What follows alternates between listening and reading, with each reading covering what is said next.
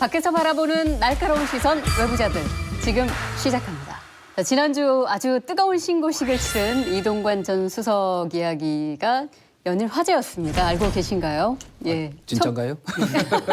제가 옛날에 홍보수석하고 할 때 사고 친 적이 좀 몇 번 있었어요. 그때 실검 1위 이제 자주 갔는데 이번에 보니까 그냥 출연했던 자체로 실검 8위까지 올라갔더라고요. 실시간 검색어. 이제 오랜만에 상당히 그 주목을 받은 건 맞는 것 같고 사실은 방송이 끝난 다음에 제가 페이스북에 올렸어요. 오랜만에. 그냥 페이스북 하시는구나. 네. 그럼요. 한 네. 저 5천 명 넘습니다. 네. 저 팔로우 서로 깨야롱 근데 요새 참 보수적 의견을 가지신 분들이 갈증이 심하다는 걸 느꼈어요. 좀 제대로 된 보수의 가치와 방향 이런 거를 좀 소신 있게 계속 얘기해 달라 하는 게 많았고요. 반면 네. SNS 공간에서는 저 인간 얼굴 보기 싫어서 채널 돌렸다 뭐 이런 게 많더라고요. 그래서 아직도 저에 대한 관심과 애증이 강하시구나 하는 걸 느꼈고 그러나 이제 제가 또 외부자로서 그 어떤 진영이나 당파적인 이해를 얘기하려는 것이 아니니까 좋은 또 공론의 장이 마련되는 데도 또 도움이 되지 않을까 싶으니까 계속 지켜봐 주십시오. 이제 채널 돌린다는 분들이 진짜 충성스러운 시청자들이에요. 그래놓고서 또 그 다음에 또 진주권 나와. 그렇죠. 저 인간 무슨 소리 하나 좀 보자 이렇게 또 오는 거예요. 또 채널 돌렸대. 그렇죠. 봤단 얘기잖아요. 그건. 그렇죠. 매번 그러니까. 채널 돌리는 분들이 있거든요. 감사합니다. 호감형이신데 항상 웃는 얼굴이시고 네. 왜 이렇게 안티가 많은 거예요? 신기하더라고요. 아 그거는요. 제가 현직 있을 때 그 열심히 일한 그 반증이다 이렇게 생각이 돼요. 그러니까 안티도 많은 거고 다만 이제 좀 섭섭한 거는 SNS에 올라온 글 중에 감옥에 있는 줄 알았더니 아직도 이런 데 나와서 왔다 갔다 하네. 그래서 아니 뭐 나는 왜 꼭 감옥 가야 돼? 전 정부에서 일하는 사람 다 감옥 가야 됩니까? 라고 항변하고 싶었는데 그냥 참았습니다. 이거는 이 계기로 제가 좀 해명하고 싶은데 저 뭐 감옥 갈 만큼 나쁜 짓 한 거 없어요. 걱정 안 하셔도 되는 게요. 여기 안티 대마왕이 계시기 때문에 안티하면 진안티예요. 자, 그리고 오늘 또 한 분의 수습사원이 외부자들을 찾아주셨습니다. 이분을 연관 검색어로 소개를 하자면 맨발 투혼, 여자 홍준표, 라이언. 네, 뭐 딱 감이 오시는 것 같은데 바로 인사를 먼저 듣겠습니다. 소개해 주실까요? 제가 배꼽 인사를 드리겠습니다. 안녕하세요. 유여혜입니다. 사회자님께서 저를 지금 상처를 주셨어요. 왜요? 저 여자 홍준표 아니라고 그만큼 이야기를 하는데도 자꾸 사람들이 자꾸 여자 홍준표라는 이름을 따라가고 있어요. 근데 뭐 홍준표 키즈보다는 훨씬 낫긴 하지만 저는 항상 인터뷰에서 절대 아니라고 했었고요. 오늘도 제가 해명을 몇 가지를 해야 될 문제들이 있을 것 같은데 첫 번째, 여자 홍준표 아닙니다. 예. 두 번째, 저는 홍따라 이제 하지 않기 때문에 원래 제 모습으로 오늘 방송을 찍겠습니다. 잘 부탁드리겠습니다. 제가 좀 세련되게 네. 우리 유 전 최고위원님을 위해서 하나 카피를 만들면 네. 내가 여자 홍준표가 아니고 네. 홍준표가 남자 유해다 이렇게 하면 어떨까요? 저기요, 제가 되는 것 같아요. 아닌 것 같은데. 제가 여기 나오면서 마음의 준비는 하고 왔어요. 여기 앉는 순간에 탈탈탈 걸리는 건 알고 있고요. 말 한마디 잘못하면 검색에 오르락내리락 하는 거 알고 있는데요. 싫습니다. 아니, 우리 외부자들과 혹시 인연이 있으신 분 계신가요? 그냥 누구신지는 알고 몇 번 잠시 그냥 스쳐가듯이 이렇게 배웠지만 네. 제가 이 말을 하면 되게 싫어하실 것 같은데 누구신지는 알고 몇 번 잠시 그냥 스쳐가듯이 이렇게 배웠지만 네. 제가 이 말을 하면 되게 싫어하실 것 같은데 그냥 보기만 해도 이렇게 이마에 MB가 적혀 있어요. 어떡해요? 정말 그래요. 그야말로 기승전입니다. 정말 그래요. 예. 이게 이미지라는 게 그래서 제가 저한테 여자 홍준표라고 하는 걸 되게 털어내고 싶은 게 이 이미지가 방송에서 만든 이미지가 되게 무서운 거예요. 그래서 저도 그 말을 안 하고 싶은데도 저도 모르게 말이 툭 튀어나가요. 아니요, 저는 뭐 그 털어낼 생각이 없습니다. 예. 길 잃은 보수, 자유한국당의 혼란이 계속되고 있습니다. 최악의 참패를 맛본 한국당. 내부에서는 여전히 내탓 공방이 격화되고 있는 모양새인데 돌아온 류여혜 전 최고위원도 전 직장을 향해서 일침을 날리기 시작하셨죠? 근데 그건 아닙니다. 사실은요. 저는 지금 외부자들의 출연을 하고 있지만 저는 자유한국당에서 내부자가 아니라 항상 항상 외로운 외부자였습니다. 그들이 갖고 있는 기득권 안에 들어갈 수도 없었었고 그들은 그 테두리를 치고 다들 제가 이야기할 때는 너는 의원이 아니니까 너는 정치를 한 지 얼마 안 됐으니까 너는 여자이니까 라는 이유로 저를 항상 외부자 취급을 했었습니다. 제가 당했던 그 무시와 서러움은 사실은 여기서 다 풀 수 없을 만큼 많았었어요. 마지막 나가는 인터뷰에서 제가 배가 난파선이 정말 선장을 잘못 만나서 배가 침몰하고 있는데 저는 죄송합니다. 뛰어내리겠습니다. 살기 위해서. 하지만 밖에 나가서 보수 우파를 살리기 위해서 계속 소리를 내겠습니다라고 마지막 인터뷰를 했었어요. 그리고 나가서도 계속 이야기를 했죠.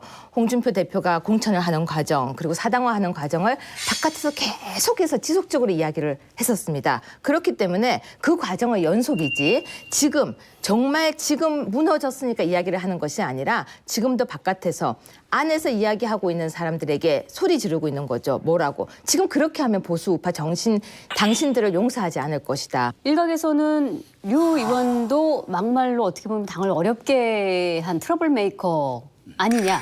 그렇기 때문에 전직 내부자 신분으로 과연 한국당에 돌을 던질 그런 자격이 있느냐. 지금 뭐 아무도 쓴소리를 안 하는데 나만 해왔다. 지금 그렇게 말씀하셔서 그런 질문 할 수 있지 않을까요? 제가 그래서 이 자리에 나왔습니다. 사람들이 다들 저한테 막말을 했다라고 표현을 하는데 정말 여기 계신 분들 저한테 한 번만 예를 들어주세요. 자유롭게 좀 해주세요. 정말 해주시면 제가 포항 지진은 그렇죠. 포항 지진 발언을 막말이라고 했던 것을 제가 다 정확하게 얘기하겠습니다. 천벌이라는 그런 의견도 있다. 그런 이야기도 있다라고 이야기를 했었습니다. 실제로 보수 개멸의 프로젝트가 시작되고 있는 것이 아닌가라는 우려가 있습니다. 이번 포항 지진에 대한 문 정부에 대한 하늘이 준엄한 경고 그리고 천심이라고 하는 지적들이 나오고 있습니다. 하늘이 준엄한 경고 그리고 천심이라고 하는 지적들이 나오고 있습니다. 근데 사실 최고위원회의에서 제가 천벌일 수도 있다는 얘기잖아요. 그거. 아니죠. 그런 이야기도 있다고. 딴 사람이 그러더라. 그러더라라고 했었습니다. 네. 그러니까 이거예요. 우리가 하는 이걸 이거예요. 문제라면 인용을 했다는 상당한 근거가 있기 때문에 내가 인용을 하는 아니죠. 거죠. 헛소리를 인용하지는 않잖아요. 댓글이라고 제가 표현을 했었어요. 그런데 그날 하고자 했던 이야기는 다른 이야기가 앞에 더 있었고 뒷부분에서 잠깐 한 줄이 들어갔는데 그 이야기가 그겁니다. 대통령께서는 본인을 너무 좋아하는 사람도 7, 80% 있습니다. 인정합니다. 하지만 10%든 20%든 뒤에서 가슴 아파하고 울고 있는 보수 우파도 있습니다. 그런 의견도 있으니까 그 목소리 좀 들어주세요라는 멘트였어요. 근데 그 말은 말이죠. 뭐 인용할 만한 가치가 있는 발언이 아니잖아요. 그렇게 그런 말씀하시면 망언이잖아요. 그러니까 예컨대 그분들이 갖고 있는 예컨대 정부에서 비판적 의견이 있는데 그중에 합리적인 의견을 인용을 해도 되는데 뭐 포항 지진이 무슨 뭐 그쪽 보수 진영의 의견이다라고 이런 얘기도 있다라고 전달하는 것 자체가 저는 적절하지 않다고 보거든요. 적절하지 않았다고 하면 만약에요. 저는 이렇게 생각합니다. 그런 발언은 적절하지 않았다. 그리고 제가 사과하고 끝나는 게 전 맞다고 생각하는데 그때부터 시작해서 마녀 사냥이 시작됐었죠. 어느 정도로 제가 언론에서 마녀 사냥이 됐었냐면요. 뒷부분에 그런 말들도 있었다 부분은 다 빠지고 유여해가 포항은 천벌이라고 했다라고 기사가 나가기 시작했습니다. 제가 억울한 것은 그 이야기를 잘했다 잘못했다가 아닙니다. 그 이야기로 가슴 아픈 분들이 계시다면 그건 잘못한 거예요. 그런데 정확한 기사가 나가줬으면 좋겠다는 거죠. 그래서 페이스북 라이브를 많이 하셨구나. 그렇게 그런 망언들 같은 걸 갖다라고 말하는 사람들도 자. 있다라는 형식만 들면 모든 망언지 뭐 허용된다는 얘기잖아요. 그게 아니죠. 그렇다면 저한테 아까 막말이라고 시리즈라고 하셨는데 자, 그 예를 들어서 그 한마디 했던 게 막말을 항상 한다라고 낙인을 하면 안 되는 거예요. 근데 재밌는 건 뭐냐면요. 아까 홍준표 대표가 막말을 많이 했다 하셨죠. 네. 근데 재밌게도 홍준표 대표는 자기가 막말한 적이 없대요. 근데 홍준표 대표와 그건 비교를 하시면 안 돼요. 홍준표 대표는 시리즈가 많습니다. 일단 이 하나만 얘기하죠. 다른 것도 아니죠. 우리가 기억이 안 나기 때문에 그러는데 그거 봐요. 예를 들어서 기억이 안 나는 거예요. 기억이 안 나는데도 불구하고 사람들은 제가 막말을 많이 했다라고 지금 프레임을 걸고 있어요. 자, 이 말에 대해서 예를 들어가지고 그 말이 인용할 만한 가치가 있는 말이 아니었다라는 거 인정하십니까? 제가 거기다가 쓴 말이 있어요. 페이스북에. 두 번째, 그다음에 쉽게 말하면 이런 말은 우리가 인용을 해서도 안 된다라는 거. 그거 인정하십니까? 자. 그거 인정한다면 사람들한테 잘못된 인용을 하셔서 교수님, 미안하다라고 제가 그거는 얘기를 이미 했어요. 페이스북에 사과를 했다니까요. 가슴 아프게 했으면 죄송합니다라고 사과를 했어요. 그러니까 면이 아니라 if가 아니라 가슴 면치라고. 아프게 해서 죄송합니다라고 했어요. 가슴 아프게 해서 사과를 드립니다. 그리고 제가 그 썼던 글이 그렇게 가슴이 많이 아팠다면 정말 그 부분은 제가 사과드립니다까지 제가 한 3-4번 언급을 했습니다. 그 부분은 기사가 안 돼요. 이제 기회가 왔으니까 이야기하겠습니다. 사실은 원고를 준비해서 들어갔습니다. 그 원고에 그 앞에 한 문장이 있었어요. 저는 공감을 하지 않지만. 아니 사실 원래 제가 그 보여드릴 수도 있어요. 비사네, 비사. 네, 비싼데. 더 나빠요. 아니 그렇죠. 더 나빠요. 아, 그렇죠. 그래서 더 나쁜 제가 거 아니다. 이 얘기를 나는 공감하지 않으면 인용을 하면 안 돼요. 그렇죠. 근데 공감하지 않는다라고 지금 빠져나갈 길 마련해놓고서 교수님. 인용까지 했다는 건 의도적이라는 거예요. 그거는. 맞아요. 제가 하고 싶었던 얘기는 꼭 이야기를 하고 싶었던 거예요. 그런 목소리가 있다는 걸 얘기를 꼭 하고 싶었어요. 근데 교수님 말씀 맞아요. 그래도 하면 안 된다. 지금 돌아와서 보니까 그래 내가 그때 그렇게까지 할 필요는 없었어. 저 솔직히 그래요. 하지만 그 당시에는 전 야당에서 아무도 여당을 견제하는 소리를 하지 않고 있었고 또 알고 계시겠지만 홍 대표부터 누구도 문재인 정부에 대해서 각을 세워서 이야기하지 않고 있었어요. 인지도 때문에 사실은 최고위원이 되신 거잖아요. 그리고 그렇기 때문에 그쪽 입장에서는 깍두기인 거예요, 그냥. 그래서 대접을 제대로 안 해주신 겁니다. 그럼요. 문제는 뭐냐면 그때 이제 자기 자신을 알린 계기가 태극기 집회거든요. 아니에요. 그러니까 그것도 잘못하신 거예요. 지금 태극기 집회 참여하셨잖아요. 아니에요. 지금 제가 그래서 지금 라이브도 하고. 아니라니까요. 그래서 맞았죠. 맞았죠. 그러니까. 아니 제가 설명드릴게요. 저는 태극기 집회가 열리고 미안하고 부끄러운 일입니다. 저는 태극기 집회가 열리고 난 뒤에 한 번도 간 적이 없던 사람인데요. 최고위원이 되고 난 뒤에 8월 15일 날 처음 태극기 집회를 갔어요. 그때 가게 된 이유가 있습니다. 홍준표 대표와 그리고 우리 당의 전 모 의원이 가기로 약속이 되어 있었습니다. 그런데 그분들이 캔슬을 하신 것 같습니다. 좀 와주십시오. 네. 그 다음에는 제가 취재하러 갔어요. 왜 취재하러 갔냐면요. 태극기 집회가 8군데에서 열린다는 거예요. 가슴이 너무 아팠어요. 왜 흩어졌는가? 왜 다들 이렇게 흩어져서 하는가? 취재 갔다가 엄청 맞았죠. 이제 보시면 알겠지만 저보고 이제 여기 왜 왔냐고 오지 말라라고 얘기를 하고 있습니다.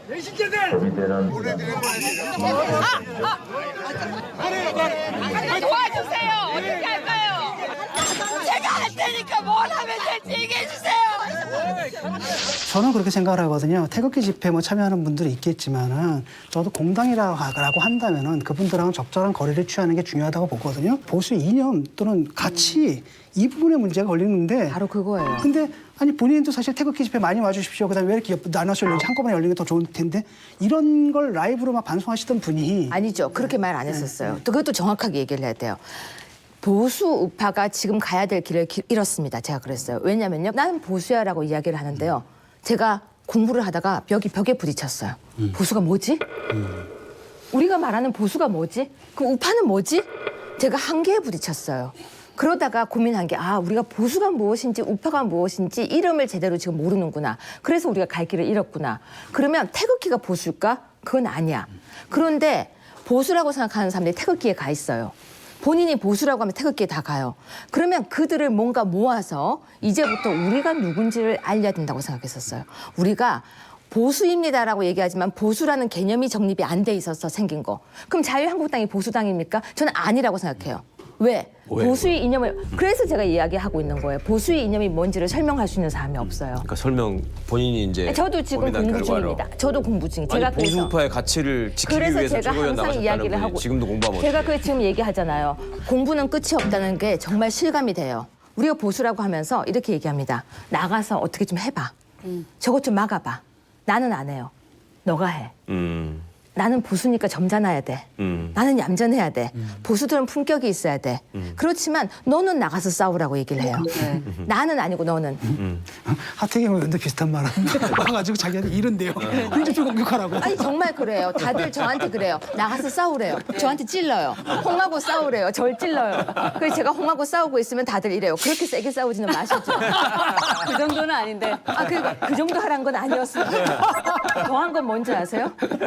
홍하고 싸워서 여기를 바로 잡아달래요. 그래서 제가 싸워요. 그럼 이래요. 너무 나대는 거 아니세요? 다들 제가 그래서 제가 보수예요. 제가 그러니까 우파예요. 근데 부끄러워요. 왜냐면 본인은 안 해요. 자, 그러면 바로 그 홍준표 전 대표 이야기로 바로 들어가 봐야 될 것 같은데 최근에 변호사 재개업 신청하고 등록까지 마쳤다고 들었어요? 그렇죠. 그죠? 등록을 했죠. 근데 그렇게 하게 된 이유가 뜻밖이었어요. MB 면회 때문이었다. 본인이 그렇게 예, 이야기를 직접 예. 하셨죠. 근데 그게 변호사 재개업하는 것과 무슨 연관이 있는 거예요? 저도 그걸 면회가 되는 잘 건가요? 모르겠어서. 있습니다. 그 있어요. 부분은 네. 중요한 포인트죠. 이 중에 감옥 가보신 분이 교수님도 안 가보셨잖아요. 저는 자주 가잖아요. 네, 교도소나 구치소에 이제 변호인 접견을 하게 되면은 편하게 무제한 아무도 기록하지 않은 상황에서 얘기할 수 있는 게 있고 예.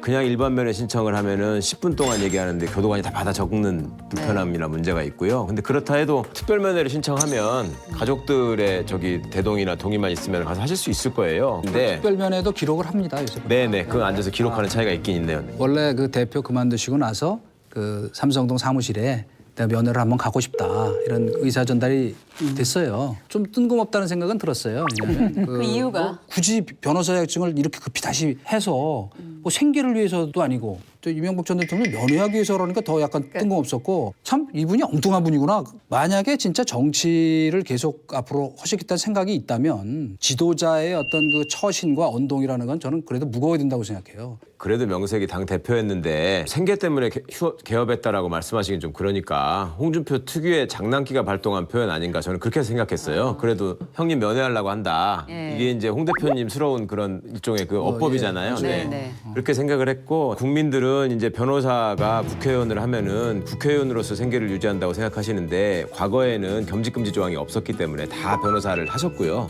특히 우리 홍 대표님 같은 경우에는 아주 소득 나중에 신고하면 랭킹 나오잖아요. 랭킹이 항상 높은 변호사였습니다. 네. 과거에 이제 초선, 재선 뭐 이렇게 하실 때도. 그러니까 저는 뭐 변호사로 돌아가는 거는 자연스럽다고 생각을 했고 이분이 의원도 아니고 어디서 뭐 다리 수입이 생기는 것도 아니니까 또 다른 데서 또 모셔가려고 했을 거예요. 이름값이 있으니까. 그러니까 뭐 가시는 건데 사람들이 이제 물어보면서 당대표까지 한 사람이 또 돈 벌려고 또 개업합니까? 이 얘기가 좀 그러니까 홍준표 특유의 받아치기로 이렇게 말씀하신 거 아닌가 저는 그냥 그렇게 들었었어요. 네. 뭐 아무튼 변호사 재개업 여부와는 별개로 어쨌든 MB를 면회를 가는 것은 사실인 것 같은데. 예, 아직 일정은 안 잡혔는데 예. 사실은 거의 하루에 뭐 2분, 3분씩 돌아가면서 가시기로 약속했던 분들이 제가 알기로는 한두 달 정도는 다 이렇게 차 있어요. 네. 그러니까 릴레이 면회 비슷하게 뭐 언론에는 노출이 안 돼 있지만은 근데 어떻게 맞이할지 좀 궁금하긴 한데 그 두 사람이 약간 애증 관계가 있죠. 우선은 뭐 예. 기본적으로 학연이 있는 데다가 그 국회의원도 또 같이 이 겹쳤던 기간들이 있고 당시에 저 이명박 의원은 저 종로 국회의원이 당선됐다가 그 선거법 때문에 선거법 보여지고. 때문에 이제 워싱턴을 가셨고 홍 대표는 그때 아마 저 낙선에서 그렇죠. 가셨고 네. 그래 이제 거기서 뭐 형님 동생하면서 가까이 지내셨어요. 그 옛날에 뭐 사적으로 둘이 워싱턴 가서 놀던 이야기. 친이계는 아니지만은 친이계보다 인간적으로는 더 가깝죠. 우리 홍 대표 그래서 좋아 성격이. 이 대목에서 또 라면 얘기 또 아니 할 수가 없네. 그 이제 저희 가 있을 때니까 또 뭐 다 그때 낙백한 상태로 가 있으니까 저녁에 이제 술 먹다가 뭐 형수님 그리고 라면 좀 끓여주시오. 라면도 끓여 먹고 뭐 이랬다는 거죠. 근데 지난 그러니까 2007년 경선 때 우리 홍준표 그 당시 대표도 같이 저 경선에 참여를 하셨잖아요. 대선 후보 경선. 그때 이제 대운하가 주요 공약이었잖아요. 예. 홍준표 대표가 그 대운하로 왔다 가던 바지선에 예. 독국물을 싣고 가다 그게 만약에 빠지면은 어떻게 되냐? 어떻게 되냐 이게 난리 난다. 식수원이 오염된다. 그렇죠. 네. 근데 이게 사실은 불가능한 얘기예요. 왜냐하면 그 독국물은 특별 취급하기 때문에 트럭에도 못 싣고 다녀. 네. 근데 그게 딱 되니까 뭐 이 난리가 난 거예요. 그래갖고 이 대운하에 그때 저희가 이제 분석을 해보니까 대운하 반대론의 가장 큰 정서적 논거인 거예요. 이게. 그래 맞다. 그렇죠. 독국물을 싣고 다니는 그따위 말이 되느냐 말이야 바지선에. 그래서 이제 경선하다가 이제 왔다 갔다 해서 만나셨던 모양이에요. 네. 그랬더니 뭐 이 특유의 또 친화력으로 홍 대표가 형수님 뭐 해서 고생 많으세요 그러니까 본인께서 등짝을 딱 때리면서 어떻게 그럴 수가 있어 이랬다고 그런 애정 관계부터 시작을 해서 그다음에 뭐 또 당 대표가 되고 뭐 이런저런 것들을 겪으면서 그래도 제가 보기에는 애정이 90% 미움이 한 10% 아닐까 이렇게 생각을 하죠. 반갑게 그러니까 당연히 만나시겠네. 당연하죠. 그리고 어쨌건 뭐 지난 그 여러 가지 적폐청산을 이유로 한 수사 과정에서 또 홍 대표께서 이렇게 적극적으로 이렇게 변호하고 커버하고 했던 거에 대해서 뭐 당연히 아주 고맙게 생각하죠. 그건 뭐 당연한 거죠. 사람이. 분이 만나면 우리 유 교수님 얘기는 안 할까? 아니 제가 지금 방금 저는 MB를 만나본 적도 없고 잘 모르지만 MB도 저 싫어하겠다. 저 지금 방금 약간 표정이 보지도 않고 싫어하겠다. 싫어하겠다.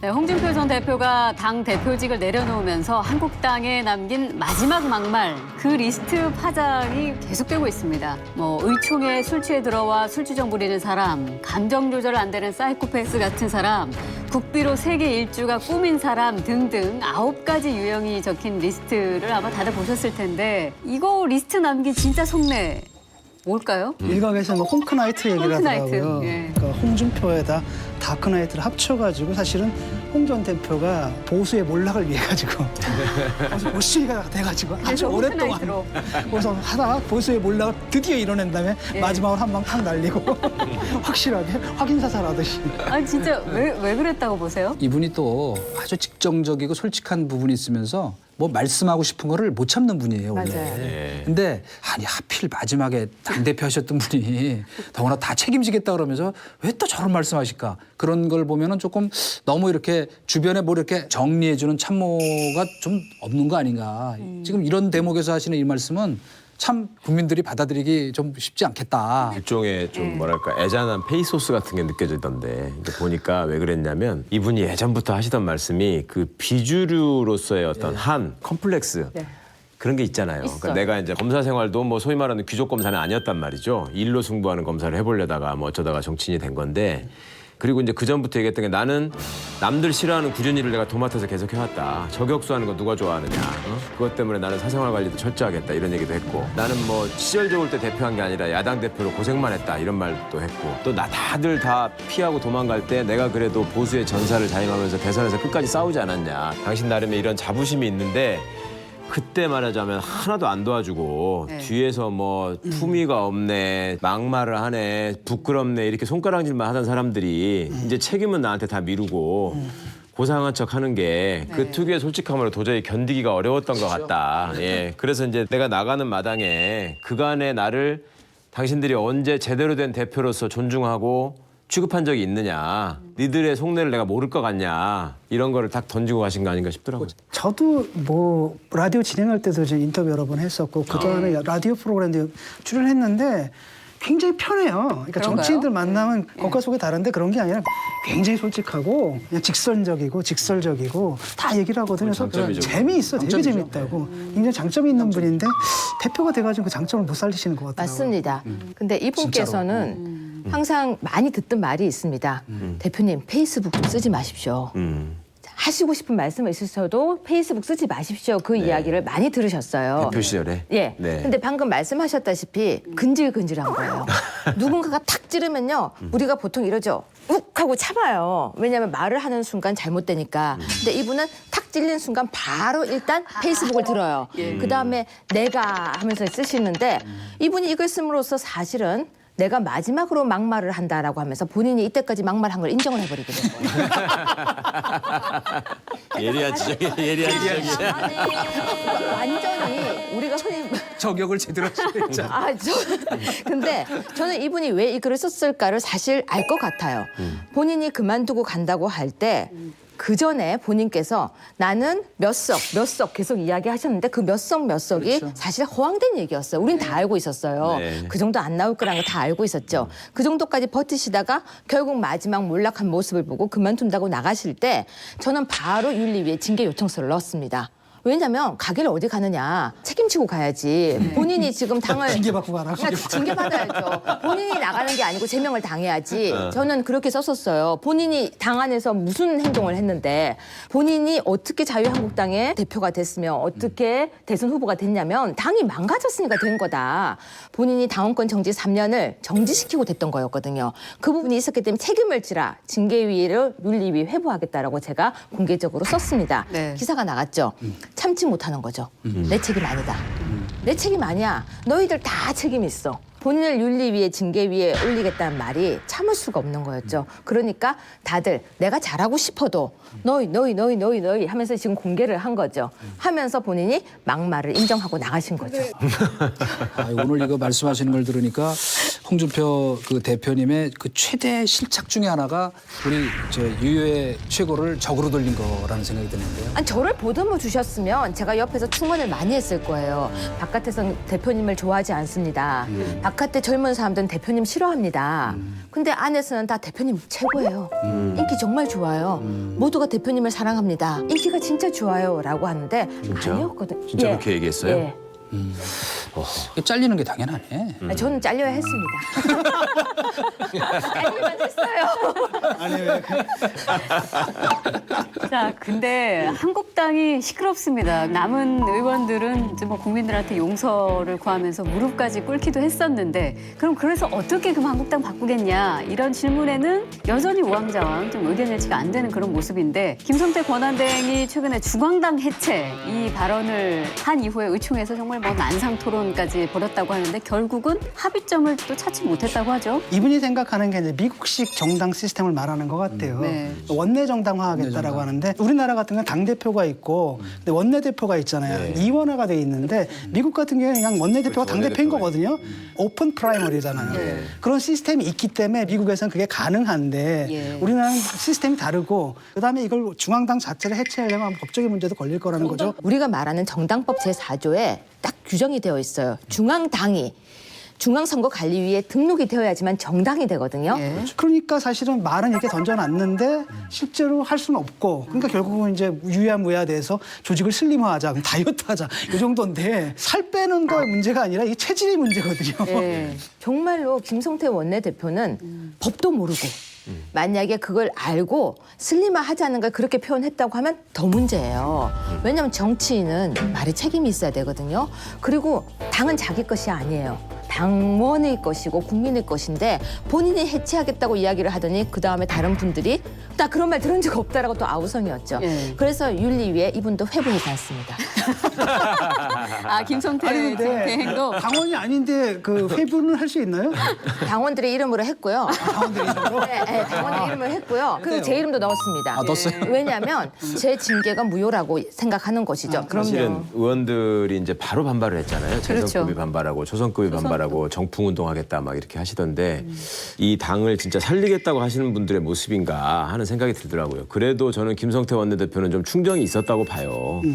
응? 이걸 우리가 정말 환골탈태해야 된다는 마음으로 이제 해체도 언급하고 거기에 대해서 당 내에서 이제 그걸 받아가지고 생산적인 논의로 이거를 전개시키시는 게 아니라 바로 나오는 얘기가 이제 진박 또 반박 얘기 또 나오고 그 초선 재선 의원이라는 분들도 과연 그런 말씀을 할 자격이 있는 것인가? 그러니까 지금 보면 연세들도 되게 많고 장관, 차관 다 지내신 분들이잖아요. 후손 같지 않은 조선이죠. 네. 의원을 알바자리로 아는 분.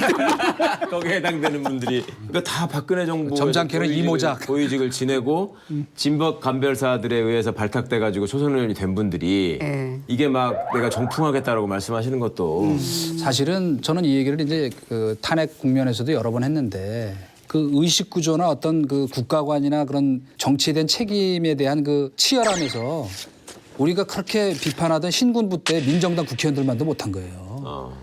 그 바로 요새 우리 저 영화에도 나왔던 그 60 항쟁 그 민중의 어떤 반발과 항쟁이 일어나니까 이 사람들이 며칠 동안 철야 토론을 합니다. 이 전국을 어떻게 돌파할 것인가. 거기서 뭐 이제 갖가지 막 그 자기네 자성도 나오고 결국 6.29 선언도 그 연장선에서 나온 거예요.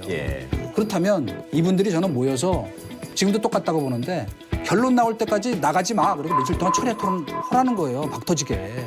죽기 살기로. 당에 뭐 도움을 드릴 수 없어서 조용히 자리를 비켜드리겠다라면서 친박의 맏형 서청원 의원이 탈당을 선언했는데 당내 뭐 개파 갈등만 수면 위로 드러낸 그런 모양새죠. 제가 이 부분은 예, 정말 세력판다. 말씀을 안 드릴 수가 없습니다. 이분은 원래 제가 당을 처음 들어갈 때 이분 당원권 정지 3년을 외쳤던 윤리위원으로 들어갔었습니다. 그때 나가셨어야죠. 제가 이분한테 쓴소리를 왜 하려고 하냐면요. 어른이셨어요. 그러면 적어도 홍 전 대표에게 한마디는 하셨어야 되는데 그 당시에도 가만히 계셨어요. 당이 어려워질 때 가만히 계시다가 당이 진짜 몰락하니까 나가는 거 아니냐는 말 저는 맞다고 생각해요. 그리고 본인이 정말 책임을 지려고 하시면 8선이면 많이 하셨습니다. 사퇴를 하고 나가시면 진정성 인정해드릴 건데 나가시는 모습이 지금은 아름다운 모습이 아니라 오히려 저는 책임 없는 모습이라고 생각합니다. 이분이 이렇게 해서 나가실 때는 그래도 팔선 의원으로서의 어떤 무게감과 책임감을 보여주면서 나가셨어야 되는데 그 방법으로 이제 확인될 수 있는 것 중에 하나가 이 당을 살리기 위해서 내가 먼저 나갈 테니 네. 너희들도 다 기득권을 놓고 나와라 라고 하면서 쭉 어떤 사퇴나 뭐 탈당이 이어진다면 모르겠어요. 그리고 과거의 어떤 자유한국당의 전신인 당들의 역사를 보면 그때 예를 들면 뭐 제가 생각나는 게 최병렬 대표 같은 분 계실 때 스스로 뭐 이렇게 쫙 빠지잖아요. 어떤 상황이 되면 우리는 이제 저기 하겠다 해가지고 한 3분의 1 정도가 사퇴하고 중진들이 막 이런 일들이 있었는데 굳이 개파에서 딴 개파를 학살하지 않더라도 근데 이제 그런 책임 있는 모습이 전혀 안 보이고 오히려 그 선봉에 서셔야 될 분이 이렇게 가니까 누가 따라 나갈 사람도 없고 그러면 친박 탈당 러시는 없을까요? 저는 뭐 그거 없을 것 같습니다. 예, 그분들이. 그러면 진짜 한국당으로서는 해법이 과연 뭐였겠습니까? 아까 당 해체설 얘기까지 답이 지금 없어요. 답이 나왔는데 없어요. 쉽게 말하면 개혁을 할 수 있는 주체가 뚜렷한 주체가 존재하지 않아요. 그러니까 자격도 있어야 되잖아요. 또 그런 말을 옳은 말을 그런 사람들이 눈에 보이지 않고 지금 만약에 그 자유한국당의 진로와 관련해서 정말 솔로몬의 지혜 같은 해법을 내놓을 수 있는 사람이 있다면 그건 제가 보기에는 100년 내에 다시 나오기 어려운 야당 지도자예요. 100년 내에 다시 나오기 어려운 야당 지도자예요. 그럼 그러면요 제가 해법을 몇 가지만 한번 얘기해 볼게요. 가지고 여기 계신가요? 오늘 네, 저는 가지고 있어요. 제가 안에 있으면 그냥 들어보십시오. 예, 이러면 국민들이 조금은 용서를 해주지 않을까라고 생각합니다. 저는 일단 저희 당에 있는 국회의원들 중에서 10명에서 20명 정도가 무조건 사퇴를 해야 된다고 생각해요. 네. 의원제. 또 선거해야 되는데 그러면. 아니 그래도 네. 왜냐면요 그걸 두려워하면 안 돼요. 네. 그들은 자격이 안 되기 때문에 사퇴하고 나가는 모습을 보여야 됩니다. 누가? 예. 근데 누가? 그래서 누구라고까지 제가 또 그 리스트를 만들면 좀 아니고요. 만들어줘요. 한 14명이라고 하셨나요? 네. 그리고 우리 지금 당 안에 있는 모든 의원들은요 불출마 서약서를 써야 돼요. 지금 현재 의원들이 세비를 딱 50%를 반납해야 돼요. 세비는 동일하도. 네, 세비를 좋은 50% 방안이에요. 반납을 하고요. 또 국회의원에 소속된 보좌진이 있거든요. 각 의원들마다 보좌진 2명씩을 자원봉사하는 대로 내보내야 돼요. 부처지는 문제가 있어요. 아니, 제가 실업자들 아니죠. 그리고 우리 당 의원이 100명이 넘잖아요. 2명씩 짝을 지어서요. 각 지역 청소 지역을 만들어야 돼요. 저는 국민들이 처음에는 분명히 이럴 거예요. 저것들 제대로 할 리 없어. 쇼야. 쇼다. 근데 100일간 그렇게 하는 모습을 보이면요. 이렇게만 한다면 조금은 괜찮지 않겠습니까? 이게 된다면. 참신한 의견이시긴 한데 사실은 현실화되기는 되게 어렵다고 보이는 것이 이제 과거부터 어떤 가치를 위해서 이분들이 모여서 헌신하시는 분들이 아니고 이익과 양지가 있는 곳에 이제 모여드신 분들이었으니까 그걸 쉽게 떠나지 않을 것 같다는 생각이 들면서 한쪽으로는 과연 현실인식을 지금 하고 계시는 걸까라는 생각이 들어요. 그러니까 그 한성교 의원이 박관용 전 국회의장 같은 분이 비대위원장이 됐으면 좋겠다라고 말씀을 하니까 절대 안 한다. 내가 거기를 왜 하냐. 그러니까요. 그거 해봤자 걔들은 안 된다 이렇게 말씀해 버리시더라고. 박관용 전 국회의장 같은 분을 국민이 그럼 생각할 때 그분이 비대위원장이 되면 네. 야 이게 지금 혁신의 모습이구나라고 받아들일까? 그것도 아니잖아요 전혀. 그러니까 이분들이 스스로 과연 이것이 우리가 국민으로부터 철저하게 지금 심판받고 버림받았다라는 거에 대한 인식이 있는 게 아니라 이게 지금 북미 정상회담, 남북 정상회담 이런 바람이 막 불어가지고 우리가 도저히 어떻게 해볼 수 없는 기울어진 운동장에서 싸움을 하다 보니 지금 이렇게 된 거지. 외부 요인 때문에 그래요. 네, 좀 지나고 나면 이건 다시 또 다시 돌아올 거고 뭐 이 정권이라고 해서 계속 지지율이 고공행진 할 수는 없을 거고 또 실책이 나오면 갈 데가 어딨냐 다시 우리한테 와야지. 그러니까 뭐 바른미래당한테 가겠냐 설마. 그 생각을 가지고 조금만 시간을 끌고 있으면 또 이게 오지 않을까라는 그런 생각이 그거밖에 없는 거죠. 있는 것 같아요. 아니면 뭐 저 영국이나 미국처럼 저희가 이제 요새 보니까 뭐 레이건을 벤치마킹해야 한다. 무슨 뭐 우리는 왜 보수당의 그 무슨 메이저 같은 저희가 안 나오나 뭐 별 벤치마킹해야 될 대상이 참 많더라고요. 요새 보니까. 근데 그거는 양당 제도가 정착된 미국과 영국의 얘기입니다. 지금 여기는 이 야당의 기본적인 존립 기반 지체가 붕괴되어 있는 상태예요. 그다음에 우리 정당이라는 거는 저 이념 정당이나 정책 정당이 아니고 사실은 심하게 그냥 붕당이에요, 붕당. 사람 따라 쫓아다닌 당이지 이게 무슨 언제 뭐 보수 야당 언제 이제 진보 저 여당이었어요. 그러다 홍준표 저 대표 따라다니다가 지금 폭 망하니까 지금 갈 데가 없어갖고 지금 방황하고 있는 길 잃은 아이들이에요. 그러니까 이런 얘기를 그 냉소적으로 점잖게 표현하면 그 참 미래지향적인 공자 말씀이라고 얘기하는 거예요. 아니죠. 다시 기술적 그러나 그 미래지향적 공자 말씀이 중요합니다. 제가 결론적으로 얘기하고 싶은 건 뭐냐면 미래가 보이는 공천을 했어야 됐다 이거예요. 떨어지더라도.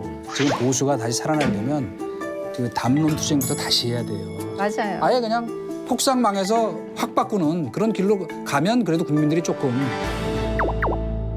대한민국 사회에 참 낯선 화두가 등장했습니다. 제주에 입국한 예멘인 난민 수용 문제가 국민청원 게시판뿐 아니라 누리꾼들 사이에서도 아주 뜨거운 감자로 부상 중인데 예멘인 유입이 갑자기 한 500여 명이 증가하면서 이런 사태가 빚어진 거잖아요. 네, 이게 지난 5월 말에 중동 예멘 난민 561명이 한꺼번에 제주도에 도착했다. 이 중에 뭐 한 540분 정도가 지금 난민 신청을 하기 위해서 동시에 오셨다고 그러던데 예멘이 원래 남북 예만으로 나눠져 있다가 통일을 됐다고 저희가 이제 부러워하기도 하고 그랬었는데 그 뒤로 바로 이제 이게 또 이슬람 종파 문제로 이제 수니파 시아파 간에 내전이 발발해 갖고 굉장히 많은 난민이 발생하고 있고 이분들이 이제 비자 없이 들어갈 수 있는 말레이시아로 많이 가셨다고 그러고 말레이시아에서 이제 한국으로 이제 일부 저가 항공을 통해서 넘어오신 분들이 제주도가 이제 무비자니까 거기를 알고 들어오셨다가 야 있어 보니까 여기 괜찮은데라고 해서 이제 이게 알려졌다라는 건데요.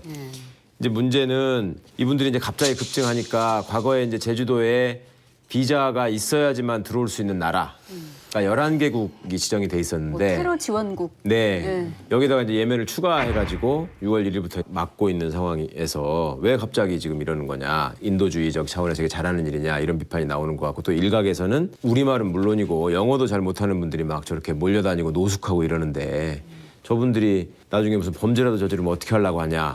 그다음에 플러스 아무 근거도 없는 사람들한테 취업을 알선하고 정부가 나서서 왜 이러는 거냐. 뭐 이런 얘기들까지 이제 나오시는 것 같은데 어찌 보면 지금 사실 확인이 제대로 되지 않은 상황에서 개신교는 개신교대로 또 주민들은 주민들대로 근거 없는 이제 인종차별이나 혐오 이런 것들이 확산되고 있다는 거는 굉장히 우려스러운 지점이라고 보입니다. 네. 말씀하신 대로 인터넷에서 이른바 난민 괴담 뭐 이런 것들이 막 쏟아지고 있다고 하는데 제2의 유럽 난민 사태가 우려가 된다. 또 뭐 정부가 혈세로 난민을 지원하고 있다 같은 주장들이거든요. 이 부분 좀 팩트 체크를 해야 될 것 같아요. 제노포비아는 어느 사회나 다 있어요. 어느 사회나 다 있는 거고 어떻게 보면 사람들이 이제 별 생각 없이 갖게 되는 게 그거거든요. 왜냐하면 자기랑 낯선 사람을 보게 되면 일단 경계심을 품는 게 뭐 생물학적인 본능일 수도 있으니까. 그래서 그게 이제 극단적인 경우가 되면 이제 나치와 같은 사태가 벌어지는데 굉장히 위험합니다. 우리 사회는 그런 경험이 없었기 때문에 학교에서 교육받을 기회도 없었잖아요. 네. 그런 상태 속에서 보통 사람들 아무런 교육받지 않은 채 제노포비아의 감정에 그냥 노출되어 있고 그 다음에 이 사람들이 몰려다니면서 하는 이제 가짜 뉴스 같은 것들이 사실처럼 이제 퍼지고 있는데 대표적인 게 이런 겁니다. 이 사람들 진짜 난민 아니다. 왜냐? 보면 다 그 성인 남자 아니냐. 돈 벌러 왔다. 이렇게. 돈 벌러 왔다 이건데 실제로는 이 사람들 난민 신청한 동기가 바로 뭐냐면 군대 가라는 얘기 아니에요.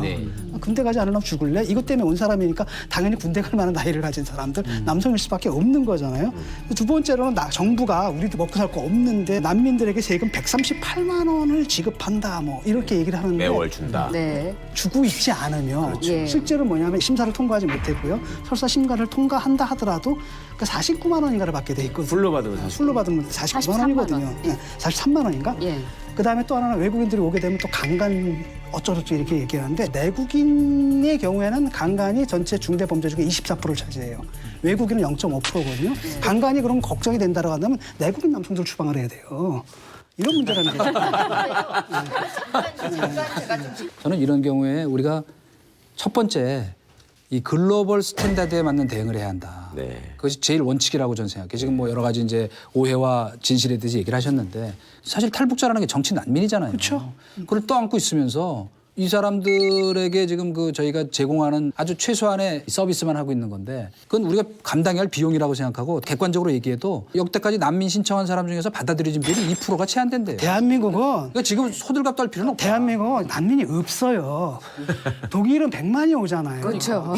지금 540 몇 명이 왔고 그다음에 사람 신청을 하게 되면 신청 받아주는 게 2, 3%예요. 2%래. 그래가지고 10년 동안 해서 다 받아준 사람이 2, 300명이 안 되거든요. 그렇죠. 한마디로 난민은 없는 거예요. 그렇죠. 반면에 지금 북한 주민들 헌법에 따라 우리 주민이잖아요. 그렇죠? 그렇죠. 이 사람들 난민이 내가 중국에 가 있거든요. 그럼 중국 정부가 이 사람들 다 추방하는 게 옳으냐라는 거예요. 우리가 난민 협약에 가입했죠. 국제적인 규약에 가입했으면 이게 받느냐 안 받느냐 가지고 우리가 논쟁할 필요가 없는 겁니다. 그렇죠. 우리는 받을 수밖에 없는 거죠. 지금 논란이 어느 정도냐 하면 배우 정우성 씨가 SNS에다가 난민 수용을 옹호하는 그런 의견을 올렸다가 게시물 댓글이 뭐 찬반 논쟁의 장이 됐을 정도라고 하는데 쏟아지는 난민으로 국내 치안이 우려된다. 인도적 차원에서 난민 수용해야 한다. 이런 목소리가 이렇게 팽팽히 맞서고 있는 지금 그런 상황이거든요. 어떻게 그 네, 부분 저는 보세요? 근데 그 부분에 대해서 당신이 난민이 먼저인가 대한민국 국민이 먼저인가 물으면 전 소심하게 대한민국 국민이 먼저라고 이야기를 하겠습니다. 왜냐면요. 난민을 보호하다가 만약에 대한민국 국민이 어떤 문제라도 생기면 그 책임을 누가 질 것인가에 대한 게 우리는 아직 정비가 안 돼 있어요. 2012년도에 난민법이 생겼음에도 불구하고도 우리는 아직까지 없어. 우리나라에는 없어. 괜찮아. 아직은 아니래라고 대응을 하고 있었습니다. 정말 정우성 씨가 했던 발언은 진짜 멋져요. 그런데 소신 발언을 할 때는요. 정말 저는 뜨거운 가슴으로 이야기하다가 문제가 생길 수 있다고 생각하는데요. 관대한 호의가 무서운 권리로 변하는 난민 문제를 저는 직접 봤었습니다. 제가 독일에서 한 번은 기차에서요. 난민들이 많이 타고 계셨던 거예요. 근데 실랑이가 벌어졌어요. 무슨 실랑이냐면요. 난민들이 기차비를 안 내겠다고 하고 있는 거예요. 그러니까 독일 기차 승무원들이 이제 돈을 내야 된다. 그러니까 우린 난민이야. 예. 난민은 보호받아야 돼. 그러는 거예요. 그러니까 그분들이 난민이라도 우리나라에 와서 살고 있으니까 이제 돈을 내세요. 그러니까 우리는 여기 이 땅에서 보호받아야 돼를 계속 강조하는 거예요. 물론 그분들이 모든 예라고 얘기하는 게 아닙니다. 다만 그 우려를 본 적이 있었고 또 부동독 지역에는요. 난민들이 그 철집 같은 거 있죠. 그 집이 수백 채가 이렇게 세워져 있었어요. 세워져서 난민들이 순식간에 한 2,000명이 몰려온 적이 있었습니다. 그때 모두가 뭐라고 했었냐면요.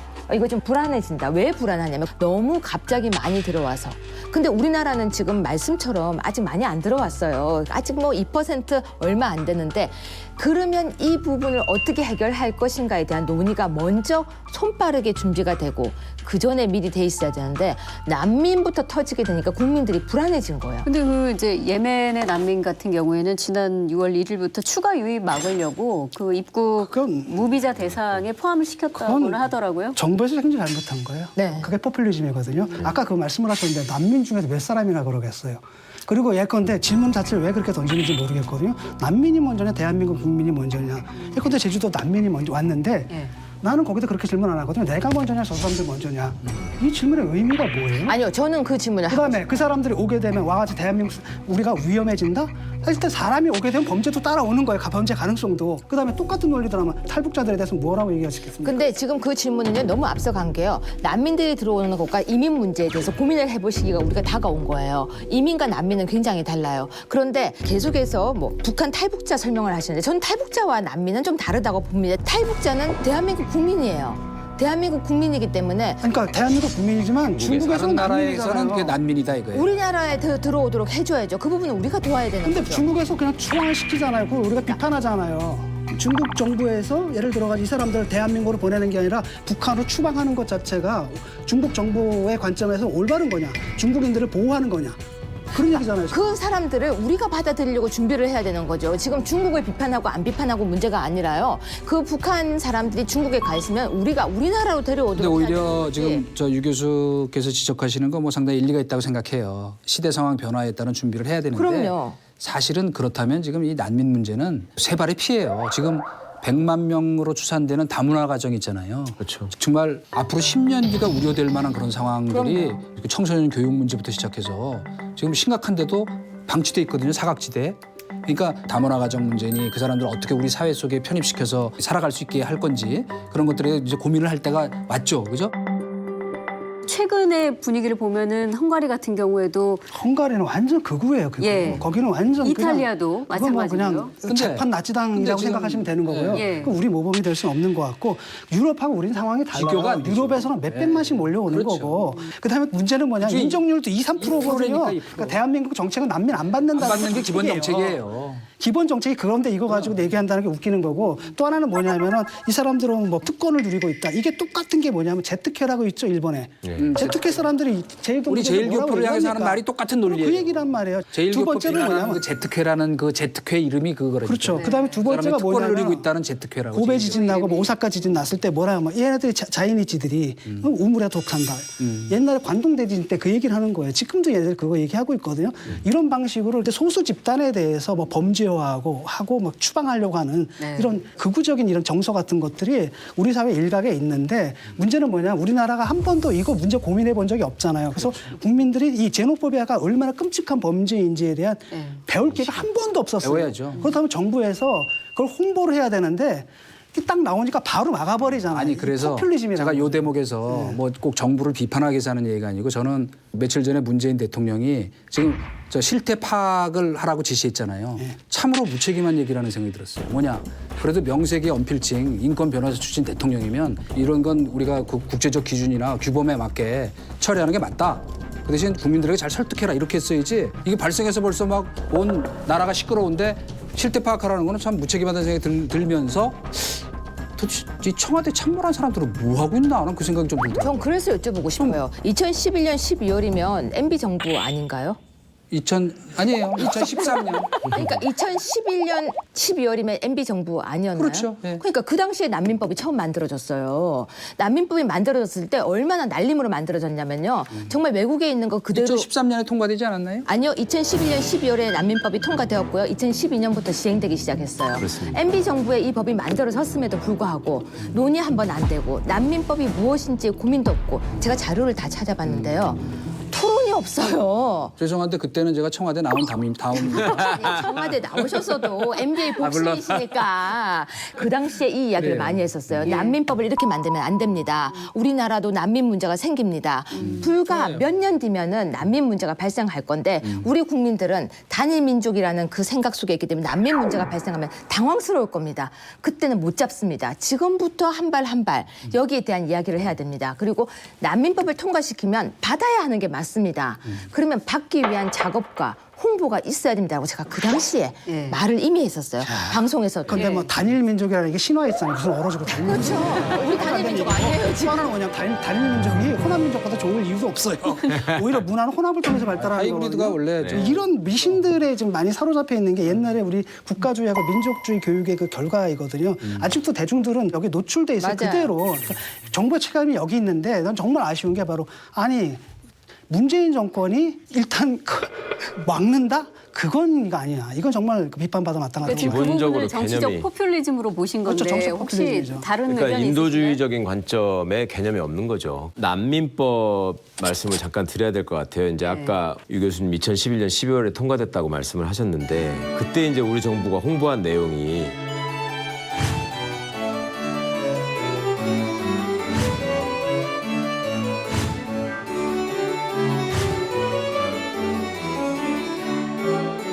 당시에 이제 이렇게 취지가 네, 홍보를 하셨단 말입니다. 법만 아시아 최초로 우리가 만들었다. 이거 만들어 놓고 홍보하기 급급한 거지. 사실 그 정책이라는 게 없었잖아. 만들었다. 그것만 홍보하고 그거야, 끝난 그냥. 거예요. 그러니까 이제 지금 이게 딱 터지니까는 막 우왕좌왕하는 것처럼 보일 수밖에 없고 예. 이번 정부도 사실은 그런 고민이 없었다는 게 너무나 역력하게 지금 드러나고 있는 그러니까 거죠. 인권을 이야기하지만 실질적으로 무엇을 해야 될지를 모르는 거예요. 그 직접적인 대응으로만 지금 그냥 머무르고 있는데 참 가슴 아픈 게 전에 제가 이런 보도를 봤어요. 과거에 시리아 난민들 막 폭증했을 때 유럽 국가들이 막 받는 나라 안 받는 나라 쫓아내는 나라 많이 있었잖아요. 그때 여론조사를 해가지고 저거 어떻게 된다고 생각하냐? 당연히 받아야 된다라는 여론이 되게 많았대요. 우리 국민들의 일반적인 여론. 밖에 열려 있다고요, 우리 국민들이. 네, 근데 우리 일이 되니까. 우리 일이 되니까 이제 이건 뭐 사실 확인도 해보지도 않고 무조건 안 돼. 그러고 청와대에 가가지고 몰려가가지고 이렇게 수십만이 이렇게 청원을 하는 이 문제는 아 진짜 우리가 왜 이렇게 됐나 싶고요. 독일 같은 경우에는 이제 100만씩 받잖아요. 우리가 뭐 상상을 초월하잖아요. 근데 그 사람들은 뭐라고 생각을 하냐면은 인구가 줄고 있잖아요. 이 사람들이 오게 되면 인구가 그냥 늘어나는 거거든요. 그러니까 문제가 하나는 뭐냐? 일단은 받아들이고 또 하나 가장 큰 문제가 인테그레이션의 문제거든요. 동아의 문제. 여기 기독교하고 특히 이슬람일 때 굉장히 문제가 됩니다. 하지만 여러 가지 문제가 있을 거예요. 그럼에도 불구하고 우리는 그걸 충분히 소화해낼 수 있다. 네. 우리 사회는 그 정도 역량이 있다. 이런 자신감이 표출인 거예요. 하지만 거기서도 예를 들어 난민과 예컨대 일자리 경쟁을 해야 되는 사람들도 있고 또 난민들이 오다 보면 당연히 사람이 오게 되면 범죄도 따라오게 돼 있거든요. 네. 그런데 문제는 뭐냐면 얘들이 범죄를 저지르면 날국인 적용인 건 신문에도 안 나오는데 얘들이 저좀 나요 또. 그 우리나라에서도 예컨대 몰카 찍은 거 다 남자들이잖아. 신문에 안 나요. 여자가 몰카 딱 찍으니까 포토라인에서 신문에 나잖아요. 이런 일이 일이 되는 거거든요. 그러니까 그런 일이 독일에서 있고 또 그런 것들 일부 이제 극우파들한테 외국인 물러가라 이런 헤이트 스피치의 그 동기를 제공하긴 하지만은 이미 다문화가 지금 뭐 100만, 200만씩 된단 말이죠. 다문화 가정이. 거기다가 또 난민들 받아들이는 거 사실 거의 없잖아요. 이거 가지고 배타적으로 나간다라기보다도 이번에 아이스하키 팀엔 피부가 하얀 한국 사람들이 있었잖아요. 그거 마찬가지 축구팀에 피부가 검은 사람들도 있고 아랍 사람들도 있고 얼마나 좋습니까? 이미 그런 시대에 온 우리가 거죠. 그런 시대로 나가야 되는 어떤 비전을 세워야 된다고 그러니까 봐요. 난민법에 대한 오해들도 많이 있으시더라고요. 과거에 출입국 관리법에다가 난민 조항을 하나 두고 있던 거를 이제 이명박 정부에서 정말 좋은 쪽으로 법을 만든 건데 난민법이라고 하면은 사람들이 그냥 바로 이렇게 받아들이시기를 난민이라고 누가 신청해서 오면은 다 받아줘야 되는 법으로 또 착각을 많이 하세요. 심사 사실은. 과정이 다 있죠. 그렇죠. 2%라니까, 난민법에 2%. 요건이 다 정해져 지금까지 있고 받아들인 비율이. 네, 어떤 경우에 이게 되느냐가 굉장히 너무 엄격하게 정해져 있어서 사실은 오히려 그러니까 문제일 우리나라는 정도고요. 안 받자는 거예요. 그냥 네. 정말로 심사도 정말 안 해요. 난민이라고 인정하지 않을 수 없는 거예요. 국제적으로 그게 아니면 안 받겠다라는 거거든. 네. 근데 저는 한 가지 걱정을 좀 이야기하자면 이제 이 법이 이제 많은 움직임에 의해서 난민을 받는 쪽으로 움직일 수밖에 없을 거예요. 그거는 이제 국제적인 추세도 그러니까. 근데 정말 어느 정도 돈을 주게 되는지 어느 정도 지원을 하게 되는지 정말 독일에서 겪었던 그런 호의가 권리가 되는 것이 아니라 이 정도까지 한다고 우리 국민에게 역차별이 아니라는 걸 홍보를 해야 된다고 저는 생각해요. 일본처럼 100 얼마를 준다라고 하면 국민들은 흥분할 수밖에 없죠. 가짜 뉴스를 통제해야 되고요. 국민들에게 난민이 이런 거라는 걸 홍보를 해야 되고 이 법이 왜 필요한지 국제적으로 왜 필요한지도 해야 된다고 저는 정말 이제는 이번 정부가 막는 것이 아니라 가슴을 열고 해야 된다고 생각해요. 그게 말하자면 용기라고 저는 생각해요. 근데 그걸 하기가 두려운 거죠. 그러니까 지금 저는 정부의 역할 정부의 말씀해 주셨는데 역할이죠. 실제로 이 제주도 난민 이슈에 대해서 원희룡 제주도지사가 이거 기본적으로 제주도가 이 부담을 전부 떠안아서는 안 된다 이런 의견을 밝히기도 했는데 맞아요. 예, 네. 어떻게 나아가야 된다 보세요? 사실 정부가 어떻게? 저 부분은 제주도가 일단 1차적으로 맡아야 돼요. 예. 왜? 제주도가 무비자 입국 지역이니까 일단은 1차. 그렇죠. 그리고 그 다음은 제주도와 정부가 빠르게 긴급하게 이 부분을 협약을 해야 되죠. 네. 어떻게 할 것인가. 그리고 잘못 나오고 있는 기사에 대해서는 가짜 뉴스라고 얼른 차단을 해야 되고요. 또 찬반 논쟁도 종식을 시켜야 돼요. 이건 찬반의 문제가 아니다. 우리나라 법에 있다. 이건 법치라고 이야기를 해야 되는데 찬반으로 몰고 가서 청원이 가게 하면 안 되는 거죠. 제주도의 원희룡 도지사는 지금 이 부분을 일단은 끌어안아야 되죠. 근데 잘 되든 잘못되든 끌어안아야죠. 지금 적극적으로 끌어안았으면 좋겠는 게 여기는 무비자 입국의 문제잖아요. 무비자 그럼요. 입국은 제주도를 위한 거거든요. 예. 근데 문제는 뭐냐, 그렇게 무비자 입국한 사람들이 제주도에만 있는 게 아니라 탈출을 해가지고 또 내주국으로 온단 말이죠. 그러면 여기 본토 사람들은 뭐야? 이런 문제가 그러니까 자기들은 누릴 것만 누리고 맞아요. 책임져야 될 부분들은 같이 지자. 이건 좀 아닌 것 그럼요. 같아요. 좀 더 적극적으로 자기들 일차 책임을 지려고 하고 그런 가운데서 중앙정부와 같이 어차피 협조할 수밖에 없는 일이잖아요. 태도가 좀 이렇게 갔으면 지금 좋겠습니다. 이 막 20몇만 명씩 청원이 막 몰려오고 이러니까 제 생각에는 청와대도 마찬가지고 원지사도 사실은 이렇게 생각하고 있을 거예요. 저희가 오늘 논의하는 것처럼. 그런데 그렇죠. 그 도민들 여론이 그것도 심상치 않을 거 아니에요. 뭐 야 이거 뭔데 말이야. 뭐 여기 혹시 잘못하면 자폭테러 공격하는 거 아니야 이런 얘기도 나올 거고 그러니까 눈치 보는 건데 이런 부분은 좀 더 용기 있게 당당하게 이건 우리가 해야 되는 일이다. 네. 이건 좀 부담이 있더라도 우리가 앞으로 책임지고 하겠다 이렇게 하는 게 그래야 지도자죠. 지도자죠. 그러니까 배를 타고 가는데 옆에 구명보트가 하나 떠 있는 거예요. 그럴 때 우리는 뭐냐면은 저걸 구할 수도 있고 안 구할 수도 있고 선택의 문제가 아니라 토론의 문제가 아닙니다. 우리는 의무예요. 구해야 되는 거예요. 구해야 일단은. 되죠. 그렇죠. 그다음 나머지 얘기는 그때 그 비용들이라든지 그건 나중에 얘기를 해야 나중에 되는 거예요. 정산할 문제고.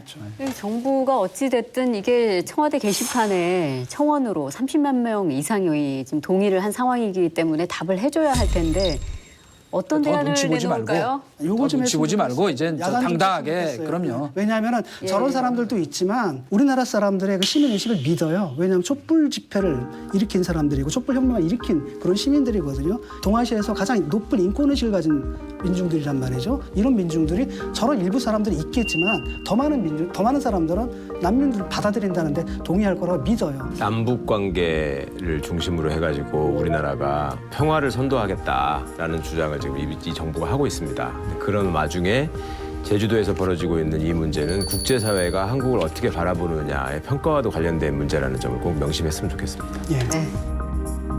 자, 우리 외부자들 방송이 화요일 밤 11시에 지금 방송되고 있는데 본방 집에서 보시나요? 어디서 보시나요? 집에서 보죠. 어디서 집에서 보죠, 보통. 근데 이 시간에 뭐 회식 자리에서 시끄러운 공간이겠지만 외부자들 시청하시는 분들도 계실 겁니다. 회식 문화라는 게 업무의 연장선이다 이렇게 생각하고 있었는데 이제는 이런 문화는 좀 보기 힘들어질 것 같다는 생각이 들거든요. 7월 1일부터 근로시간 단축제가 시작이 되죠. 예, 실제적으로 실행되는 건 6개월 후고요. 그렇죠. 예. 유예 기간입니다. 사실 우리나라 연평균 근로시간이 OECD 국가 중에서 옛날에 1위였는데 네. 그래도 많이 좋아져서 3위입니다. 1위가 멕시코고요. 2,255시간 1년에. 코스타리카가 2,212시간으로 2위고요. 예. 우리가 2,069시간으로 3위입니다. 다른 건 몰라도 일단 우리가 너무나 많은 일을 해요. 그러다 보니까 이른바 이제 카로시라로 일본말 바로사 도 있고 그다음에 기본적으로 노동 생산성이 뚝 떨어집니다. 비효율적이다. 비효율적인 거죠. 쉽게 말하면 사람들을 갖다가 오래 잡아놓으니까 슬렁슬렁 일을 하는 거예요. 그래서 일단은 노동 생산성을 올리려면 그렇잖아요. 노동 생산량이 노동 투입량 분의 산출량이잖아요. 예. 그러면 분모를 줄이거나 분자를 늘려야 되는 거죠. 그래서 분자를 늘리는 게 이제 보통 혁신 성장 프로젝트고 그다음에 분모를 줄이는 게 이제 노동 시간을 단축하는 거고요. 어차피 이렇게 갈 수밖에 없죠 지금. 시행착오가 좀 있을 겁니다. 왜냐 일률적으로 줄이게 되면 왜냐면 업종마다 또 계절마다 굉장히 다른 그 노동의 수요가 있거든요. 그래서 그걸 다 하나의 제도로 다 맞춤옷처럼 맞출 수는 없고 그렇기 때문에 굉장히 미세한 미세 조정들이 있겠고 이번에 사실 6개월 유예한 게 미세 조정 같은 게 충분히 끝나지 않았다라는 걸 정부 측에서 인정한 거라고 할 수 있어요. 그 부분과 저도 같은 맥락인데요. 처음부터 아예 유예 기간을 한 1년을 두거나 이렇게 시작을 했으면 정부가 좀 고민을 많이 했다라고 우리가 또 이해를 할 텐데 갑자기 시행하려고 하다가 진짜 뜨고 하듯이 6개월 유예 기간이라고 한 모습이 탁상 행정의 정말 결과를 보여주고 있다고 저는 생각이 듭니다. 말씀처럼 우리나라 정말 일 많이 해요. 24시간 영업하는 나라가 거의 없거든요. 교수님도 독일에 계셨지만 독일 같은 경우는 토요일, 일요일 근무 시간도 짧고 일요일은 근무 시간 거의 없잖아요. 영업을 하지 않고 왜냐하면 영업 시간을 줄여야지 근로를 안 한다는 거죠. 그 정도로 근로 시간에 대한 단축이 아주 강한 나라가 독일이었어요. 그런데 우리나라 같은 경우는 24시간 영업도 하고 이렇게 지내다가 갑자기 52시간이라고 하는데요. 저는 과연 가능할까? 왜냐하면 특종 업종이 굉장히 많은데 여기에서도 또 특례 업종은 또 제외를 하고 있어서 누구는 또 줄이고 누구는 줄이지 않는데 어떤 문제가 있었냐면요. 병원에서 인턴들 근무 시간을 줄였어요. 좋을 것 같죠? 그게 아니죠. 근무하고 있는 인턴이 과로에 시달리게 되는 거예요. 쉬는 날은 좋은데 근무하는 사람이 저쪽 인턴의 일까지 하게 되는 이런 문제도 발생을 해요. 사람이 한정적이거든요. 그리고 이런 기사를 제가 봤습니다. 4시간 일을 하고 30분 쉬게 하는 그 노인을 돌보는 사회복지업에서 이렇게 30분 쉬는 법을 만들었대요. 그랬더니 그 장애인들을 둔 그런 가족들이 뭐라고 하냐면요. 30분 쉬는 동안은 이 애를 누가 돌보느냐. 예. 그런 걸 생각하고 법을 좀 만들어 달라고 한 거예요. 그래서 52시간 이 법이라는 건 정말 좋지만 너무 갑작스럽게 우리나라에 시행하려고 하다 보니 6개월 뒤는 과연 정착을 할 수 있을까. 그리고 특례 업종에서 제외된 사업장들, 특히 육상운송업, 수상운송업, 항공운송업 등등 이런 데에서는 과연 어떻게 지금 나올지 우리는 차별받고 싶지 않다라고 하는 문제가 생길 거라고 운송, 보여집니다. 운수, 보건 뭐 그렇죠. 이런 경우에 해당되는 거예요. 저는 6개월 뒤에도 이게 정착되기가 매우 어렵다 그렇게 생각을 하고요. 우선 그 방향성은 맞더라도 실제로 그거를 실행하고 집행하는데 문제가 생긴 걸 항상 면밀히 검토를 해서 내놔야 돼요. 이게 뭐냐면 전형적인 구호의 정치예요. 저녁 있는 삶, 52시간 노동시간 단축. 누가 싫겠어요. 그러나 바로 그 정책에 우리가 흔히 뭐 풍선 효과라고도 얘기하지만은 여기가 눌러 좋으면 저쪽에 문제가 생기고 하는 그런 그 아주 복합적인 정책 생태계를 이해하지 못하고 있는 그 근본적 원인을 저는 이렇게 생각해 봤어요. 지금 저 청와대에서 일하거나 지금 현재 여권에서 일하는 분들 중에 많은 분들이 평생 갑근세 내본 적이 없는 분이 많아요. 노동 현장의 아주 밑바닥 현실, 이를테면 자영업자들의 그 상황, 이게 어떻게 전개될까 하는 시뮬레이션도 다 검토해서 부작용을 최소화하는 방향으로 만들어 가야 되는데 너무 덜커덕 입법부터 해놓고 그것도 뭐 공약 사항이라 그래서 그러면 저는 걱정이 뭐냐면 요 자체가 문제가 아니고 다른 일도 혹시 이렇게 하지 않을까 그런 의심이 덜커덕 드는 거예요. 문제는 어쨌든 그 뭐 소득 주도 성장론이 됐건 뭐 52시간 뭐 저녁 있는 삶도 좋고 다 좋지만 한 가지 절대 잊어버리면 안 되는 거는 정말로 그 유명한 얘기 그 지옥으로 가는 길은 선의로 포장돼 있다는 그런 말 절대 잊어버리면 안 됩니다. 물론 그렇다고 해서 개혁의 발걸음을 멈춰서는 안 돼요. 그러니까 가야 돼요. 그 길을 걸어가야 하면 가는 거야지만 이거는 조금 더 신중하게 얼마든지 할 수 있었고 준비를 잘 갖췄으면 얼마든지 체계적으로 갈 수 있었던 일인데 왜 이렇게 덜커덕 이런 일을 밀어붙여서 문제가 되는 건지 그래 좀 걱정이 되는 거죠. 예. 그러니까 그간의 치밀한 정책 수립과 또 면밀한 검토가 좀 소홀했다 하는 점은 정부가 어느 정도 인정해야 될 것 같습니다. 그 6개월 유예하는 동안에 얼마나 이걸 만회하고 제대로 정비할 수 있을 것인지 저희가 이제 눈부릅뜨고 감시해야 될 일인 건 쉽지 맞는 않을 것 것 같고요. 네.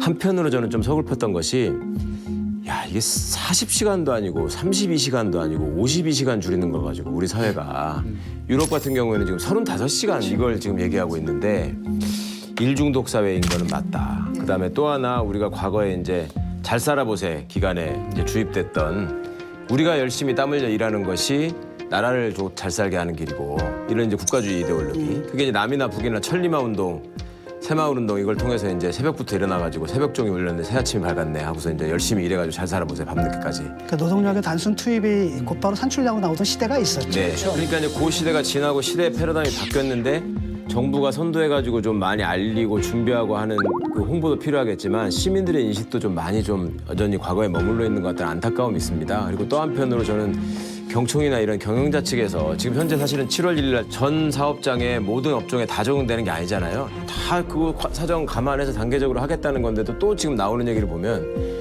과거에 주 5일제 근무 시행할 때 했던 이야기하고 또 똑같은 얘기를 하는 거예요. 이렇게 하면 나라 망한다. 응? 근로 시간이 줄어들고 경쟁력이 떨어지고 시간당 임금으로 하루 벌어 하루 먹고 사는 사람은 어쩌란 말이냐. 뭐 이런 얘기가 나왔는데 사실은 주 5일제 근무를 통해서 우리 사회가 얻은 것도 많이 있죠. 그렇죠. 그리고 여가에 대한 어떤 그 소중함 이런 것들도 많이 알고 그러는데 이제는 그런 좀 엄살을 가지고 국민들을 자꾸 두려움 쪽으로 몰아가서 지금 선동하지 말고 정부가 제대로 준비해야 되는 만큼 이게 경영자들도 사회적인 변화를 감지하고 인식하고 준비해 왔는가를 좀 물어봐야 된다고 생각합니다. 스스로 좀. 그러니까 항상 근로자들 잡아놓고 쥐어짜가지고 돈 버는 시대는 이제 지났다는 걸 인정하고 똑같이 경쟁에도 대비했어야 한다. 그 말씀을 좀 드리겠습니다. 일단 그 필요성에 대해서 좀 다시 한번 얘기를 할 필요가 있는 게 일단 OECD에서 계속 권고하는 게 바로 뭐냐면 노동 생산성 높이란 얘기잖아요. 네. 그 뭐냐 분모가 너무 큰 거예요. 쓸데없이 직장을 잡아놓고 일을 시키거든요.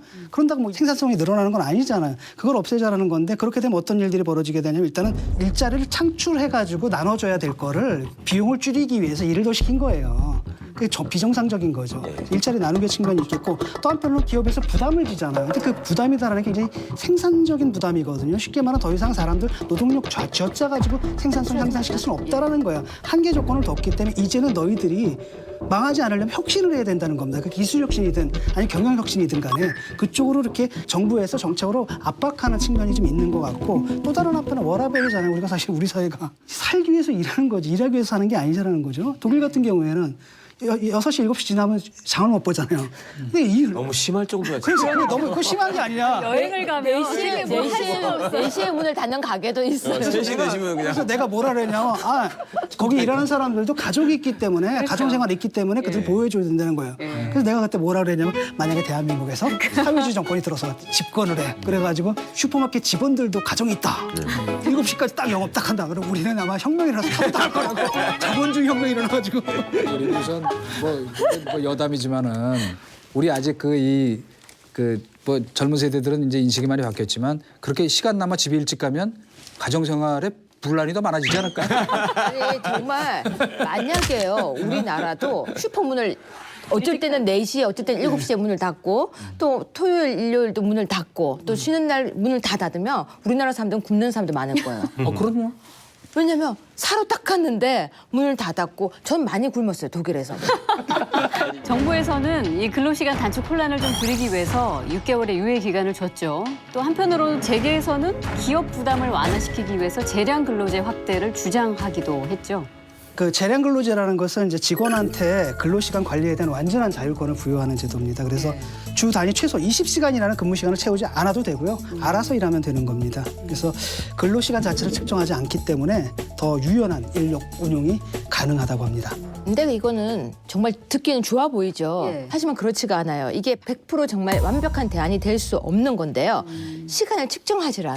예. 그렇다면 무슨 말이냐면요. 얼마만큼 일을 하는지 제한이 되지 않으니까 일하는 사람은 계속 일을 해야 돼서 오히려 더. 장시간 노동을 해야 되는 그런 정말 상상치 못한 일이 발생하는데요. 2016년도에 일본에서는 재량 근로제를 적용받은 노동자가요. 과중한 업무로 오히려 과로사했던 그러니까 스스로 목숨을 끊었던 거예요. 네. 그 바로 한 일로 인해서 스스로 목숨을 끊는 일까지 발생했기 때문에 이게 정말 단축 대안인지라는 의문까지 지금 제시되고 있습니다. 소문을 좀 들어보니까 최 변호사님이 지금 현재 있는 직장은 칼퇴근 실천하고 계시다고. 모범적인. 꿈의 직장 저희 이제 맞습니까? 사무직원분들하고 변호사가 있잖아요. 예. 우리 사무직원분들은 정말로 9시에 와가지고 6시면 딱 칼퇴근입니다. 아, 그래요? 혹시 이제 6시 5분 뭐 이 정도에 짐 정리하고 좀 늦게 나갈 수도 있잖아요. 전화가 와도 받지 않고 네. 팩스가 와도 확인하지 않고 그냥. 저희가 그걸 요구하지도 않고 예, 그냥 딱 정리해서 가는 건데 대신에 이제 변호사들은 날을 세우건 뭐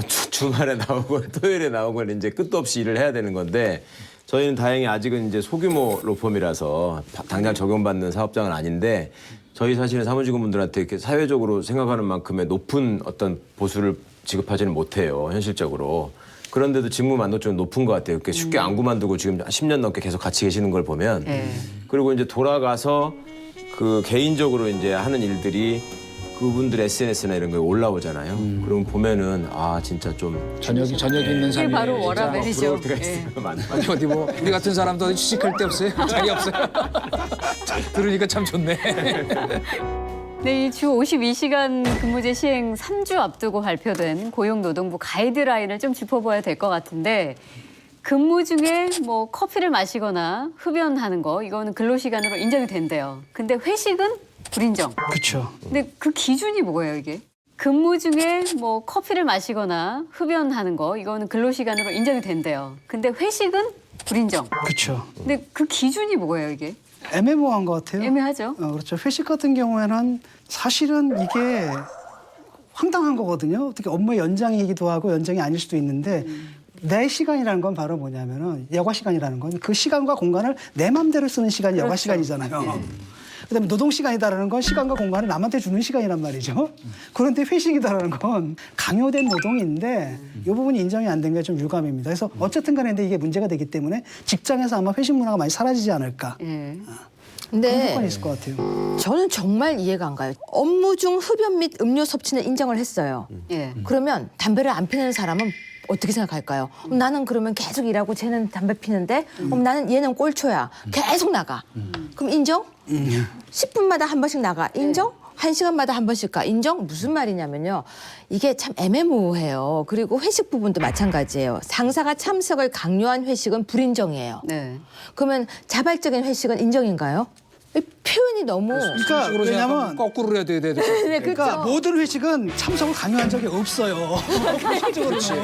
공식적으로는. 그렇지. 자발적 위주로 오는 거지. 이게 정말 이상한 말들이 많이 있어요. 그래서 제가 이 문구를 보면서 참 누가 책상에서 만드셨는지는 모르겠지만 진짜 직장이 뭔지를 모르는 분들이 만든 것 같다라는 누가 생각이 만들어요? 공무원이 만들었지. 났었고요. 또 하나는 자발적 휴일, 골프, 식사, 접대 불인정인데 자발적이 아닌 골프는 그럼 인정인가요?